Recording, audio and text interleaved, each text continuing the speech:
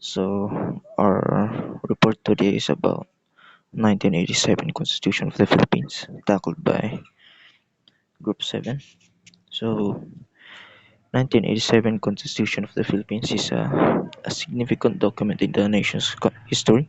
It serves not only only as the foundation of the Philippine government, but also as a protector of the rights and freedoms of every Filipino citizen.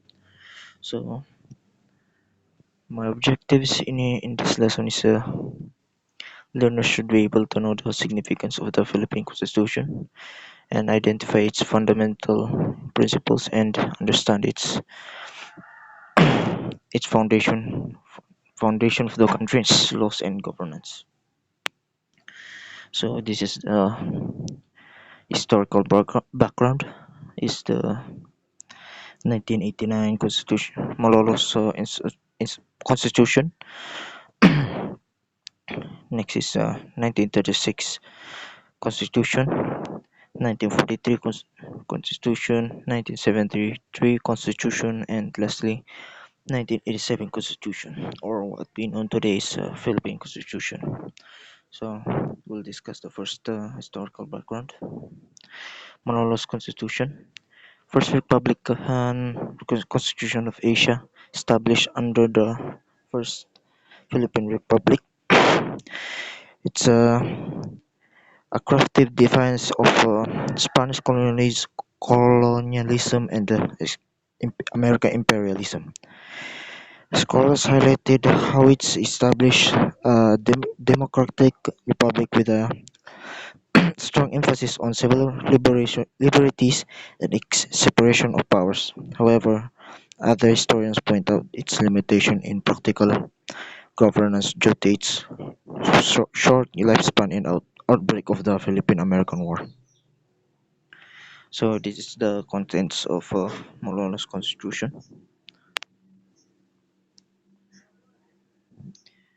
We have the Republic established the Philippine Republic. The government provided the parliamentary system. The religion guaranteed religious freedom. The the Philippines and the national individual rights. Early version of a Bill of Rights. Severity of the nation and legislative power and permanent commission. Uh, Next is executive power, judicial power, provincial and local government, and administration and state property, armed forces, the execution of constitution and constitutional reforms, transitory provisions. Now move on to the next one, constitution. It's a 1935 constitution enacted under the American rule. It served as a fundamental law of Commonwealth and later of the independent republic.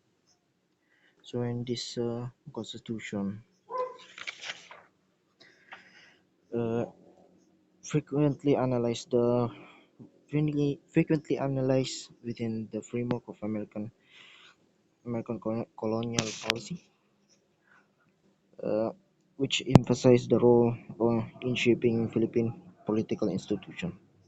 While many scholars acknowledge the 1935 Constitution as the step forward toward independence, critics focus on how it mirrored the American interest and delayed the general autonomy. Filipino scholars often interpret its transitional document, so it's necessary for self-rule but constrained on by colonial power dynamics. So this is also its contents, quite short, and also this amends to introduce the bicameral legislature and allows re-election for president and vice president. So next is 1942 Constitution, created during the Japanese occupation. This constitution established a puppet government aligned with Japanese interests. It was abolished after World War II when Philippines was liberated. So in this constitution is often reflect on how the modern practical ambiguities of the Japanese occupation, which labeled as a puppet constitution. It's been it has been widely criticized for legit, legitimizing, excuse me, and legitimizing a regime aligned with Imperial Japan. Scholars such as Ricardo Tarota and Jose argue that while it provided a form of governance during the wartime, it also had significance more to symbolic of occupation than legitimate constitutional development. So this is the contents public declared of the Philippines. So you can see here it's all about. So move on to the 1973 Constitution, which implemented under Philippine President Ferdinand Marcos introducing parliamentary form of government.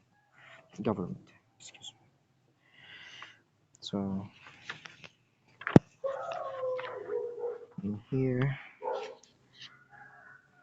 this constitution has been very subject of intense historical debate by many historians, including Alfred McCoy and Primitivo Majares, which is viewed as a tool of authoritarian consolidation under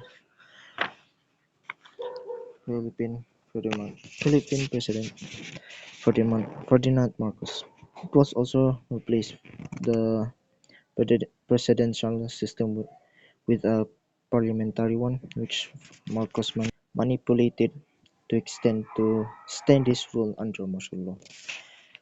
Revisionist perspective occasionally attempt to present it as a reformist document, but the majority scholarly consensus frames it within the contents of dictatorship, repression, and constitutional manipulation. Excuse me. So you can see the particular contents. So let's change to lastly 1987 Constitution, which drafted after People Power Revolution. It restored the democratic institution and reinforced the civil liberties. So in here, 1987 Constitution, which is now the the which is now used in our today. 1987 Constitution is often interpreted as a product of a demographic rebirth born of born out of people power revolution. Scholars such as uh, Raul Pangalan and Christian Monsul, a key framer himself, regard it as a corrective of abuse of Marcos era. Excuse me. It, it restored the democratic institutions, reestablished the civil liberties, and placed safeguards against authoritarian rule. Also, in a academic discourse surrounding the 1987 Constitution, it intends to be optimistic through recent historiography. I mean, also has begun to question its effectiveness in the face of ongoing political challenge, corruption, and calls of constitutional reform or federalism. So let's move on to the contents. Here's the quite quite the same, but also quite the same in the last 1987 73 Constitution, but only changing the uh, Bill of Rights and Powers. Here's the other.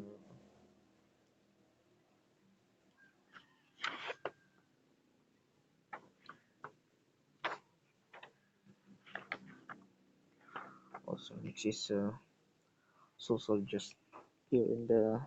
I mean, excuse me.